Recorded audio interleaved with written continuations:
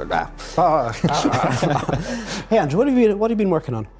Well, David, I've been thinking, right? I've been thinking as the head of product management, and I'm sure you have as well as the head of engineering development. It is part of my job. Perfect.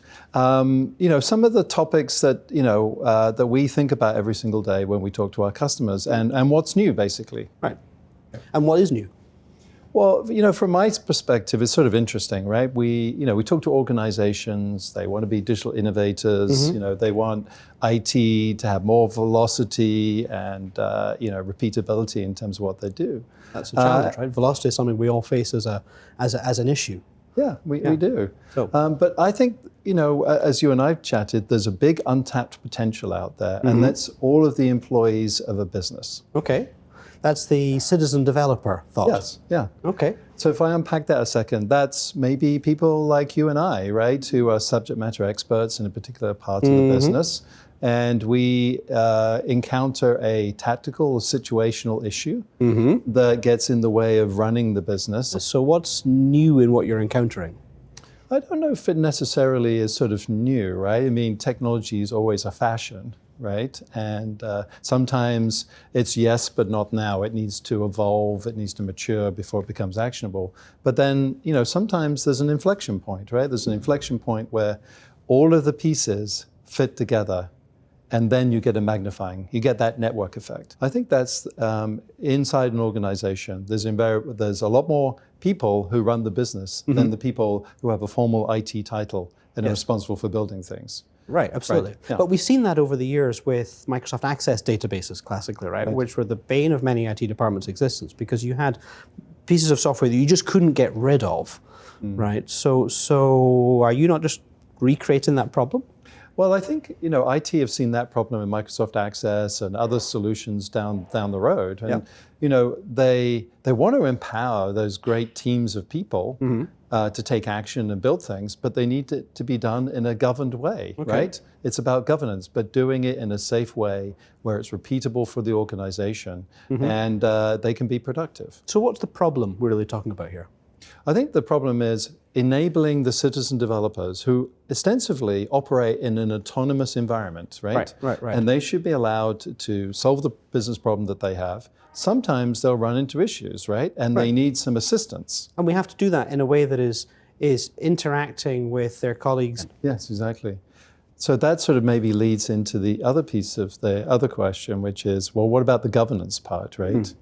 I mean, certainly if you're trying to protect the privacy of people with the data you're using and PII type information, that's right. How do you deal with that in that particular scenario? Well, you're going to be doing surveys and maybe gathering some employee data, right, which is pretty sensitive and needs to go in the right sort of place. And you can't, necessarily, if you leave that tasks and projects zone unfulfilled, then you're going to find people going and buying this kind of shadow IT concept, buying a SaaS solution for doing something that isn't properly validated necessarily by people who perhaps have a deeper understanding of some of those considerations. Yes, exactly. And just imagine taking that information off to another site, which isn't, like you're saying, under the auspices of the IT team. And what happens, right? There could be, there's risk to security and compliance and all the rest of it. That sounds like a lot of FUD against citizen developers. So how do you turn this into something positive and something that can take a company forwards and help untap that collaborative and creative potential in those people without taking too many risks in terms of data and all those other things that you mentioned? Well, that gets into another favorite conversation of ours called the composition platform, David. Right, the composition platform. We've been talking about that for a couple of years now, and I always think of that like a kind of salad bar. Right, you've got your citizen developers. They need to be able to build the riches of their, the fruits of their creativity, if you like. And instead of going to the supermarket and picking up all the individual ingredients, the thing that they have at their disposal is like a salad bar, where the ingredients available are curated, right? You don't go to a salad bar and have just anything you want. There's some basics, right? There's always lettuce, there's always cucumber, there's always tomato, if you like, right? But there's more complex things as well, right? Now if we bring that to our citizen developers, and how do we make this joined up story that we're trying to paint safe, then we have basics, we have runtimes, we have personalization, we have user authentication, but we have more complex things as well. Services to look up your manager, we've got data services, we've got potentially applications that are already pre-built by IT and made available that can be put, your citizen developer can take one of those and put them into the super app that they've built, for example, or put them into their web page so that those, a form is available or something at this point. The idea is that all of the capabilities are available at the fingertips of that citizen developer and at the fingertips of the IT team. They're all working around the same set of capabilities. Yeah. It's really interesting, that sort of concept about it, right? You're sort of saying that the salad bar... it works in my head. It works in my... Yeah. And it's just sort of, just coming down to the cafeteria and you see the salad bar there, and that's the platform, right? Right. And also, in a way, is that notion should work for both the citizen developer, but should work for maybe the professional developer who may be using some sort of language like React or Angular or something, creating a single-page app, and still taking advantage of the same microservices if they want. Well, that's the idea, right? Right. And you have this kind of, the concept that we've been talking about for a little while now is this notion of this no-cliff transition. Right. We talked a little while ago about this proving demand. Well, if something works out, then how do we take it to the next level? Do we have to throw it all away and start again? Right. Maybe, right? Maybe there's pieces of it that we can reuse and the citizen developer can hand over, either get some assistance. You talked about assisted IT, right? They can get some assistance to expand what they've done. They can even hand over to the IT team. That's how this governance thought that you've made can be rationalized, right? By having people around a single platform. We probably have to leave the salad bar metaphor alone at this point. No. But maybe in that company they're like chana masala or something. I think we're right, and that goes into the salad bar. There are customers, there are other vendors that I talk to where they're very, very focused on headless, let's say. Yeah. I've never yet met the consumer who wants to interact with an API. Well, exactly. I mean, I know you and I live in the realm that people want to create dealer portals or employee portals or marketing clouds or whatever.